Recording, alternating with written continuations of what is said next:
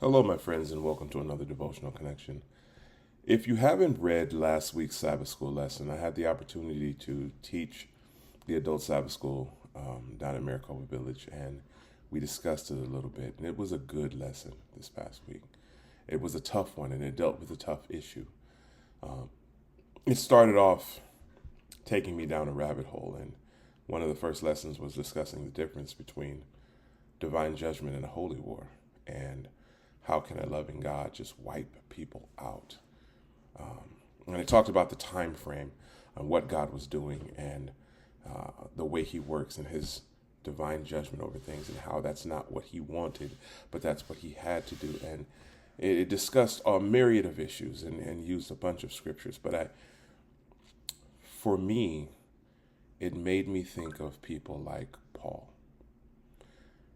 In the book of Acts, 3 times it talks about the change of Paul from Saul of Tarsus to becoming Paul, one of the greatest writers of the Bible, if not the greatest writer, the one who took the message and preached it all over the world and started the churches and wrote letters and directed and molded people. I mean, what I call him in my private life, Paul was a monster of the faith. And I started thinking about where he came from and what he had done. I started thinking about Job and the things that Job did and went through. I started thinking about Jonah and his mission to go to the Ninevites. And as I put the story of who God is, before I answer the question of how and why, we got to discuss who God is.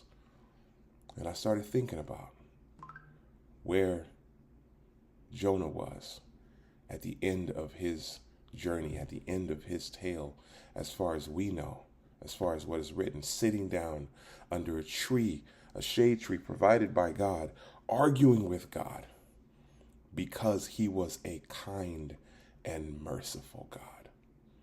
I ran away from doing the thing you called me to do. I didn't want to tell these evil, vile people about you because I knew you were a kind and merciful God. And if you loved these people and if they changed, you would forgive these people and you would save these people. And I didn't want that. So I stubbornly ran away. I stubbornly stayed in this belly of a fish for 3 days. I only relented after 3 days to go and fulfill the mission that you called me to do. And now at the end of it, I'm even more angry because you chose to save them instead of wiping them off the face of the earth, which is what I came to see, God, and you're not doing it. Saul of Tarsus, when you read the testimony from his own lips, this man was a zealot. This man was devout. This man, not only did he do his job well, but he loved doing it. The part that got me in reading his own testimony was, I loved my job so much, I went into foreign nations to weed out these so-called Christians. You're crossing borders of nations and going in places where you don't have the authority, and you're doing your job anyway. That's how devoted he was. And it took Jesus himself to come and speak to him,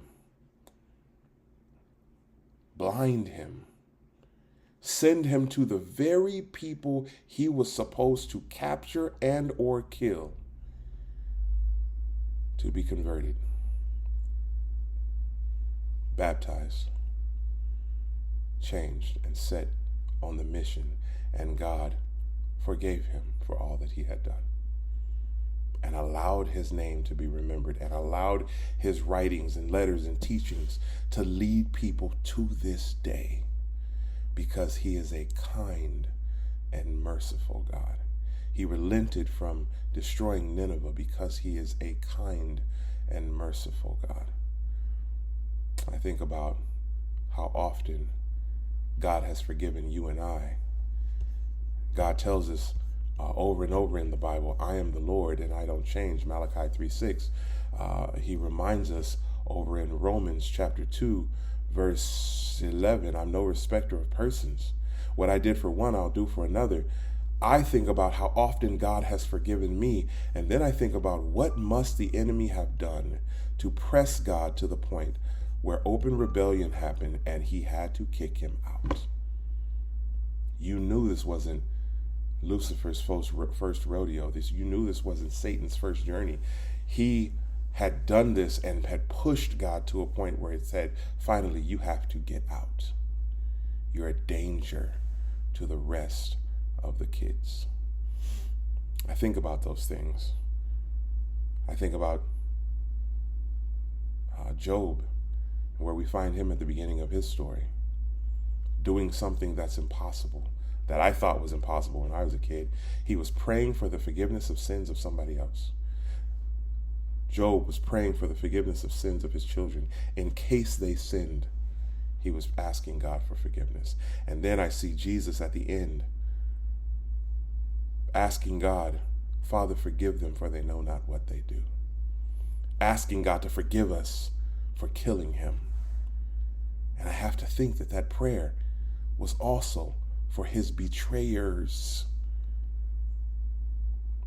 Judas and Peter, who betrayed him both on the same night. I think about the kindness of God. I think about how good he is, how much he cares. As we say in our church, he's about the business of getting people into heaven, not keeping them out. And it's that frame of reference that I look at when I go and process anything that I don't understand, such as the destruction of a people down to the man, woman, and child. What must he know? What must he have seen? But furthermore, what must he have done? He had done in order to reach them before he was pressed to that point. Because I see evidence of him doing it everywhere else, up to and including my own life. Sometimes we question God, and I understand that. But there is a time and a place when I was taught to question my parents. Before I question, though, I make sure I go back and look at everything that had been done, everything that you know, everything that you have seen. What is the evidence? I shared this story a long time ago when I was a college student. On my way to college, I was a tall, strong, strapping young man, and my mother and I had had a disagreement, and it wasn't anything loud because I am not disrespectful like that. I would not be alive if I was. But my mother and I had a disagreement, and I disagreed with her assessment. I disagreed with what she was commanding me to do. And I had the strength to disobey. I had the will to disobey. But I thought about everything that she had done. I thought about every decision she had made that had been for my benefit. I thought that she had never led me astray. I had no reason to doubt her wisdom or her judgment. And so instead of doing what I thought was right, I disagreed, but I went to my back room and listened to what she said. And I did not leave the house. And it was years later when I realized how right she was. It's tough sometimes. But I will go back to my relationship with God. I will go back to my relationship with people. I will look for the good things before I jump to conclusions about the bad. And yes, sometimes there are bad with people, but with God, he knows, he's seen, and look at all that he has done. Look at all that he has went through. Look at all that he has allowed in order to try to save people. What must have been done that he was pressed to say, that's it, take them out. Our testimony must not be forgotten. What God has done for us must not be forgotten. When you read the word of God, what eyes are you looking at it with? Because his love is all throughout that book, even when he has to pass the judgment, even when the spankings come, even when he has to put his foot down, it's still done with love. Let's remember, it started with love. It ends with love. Talk to you again soon.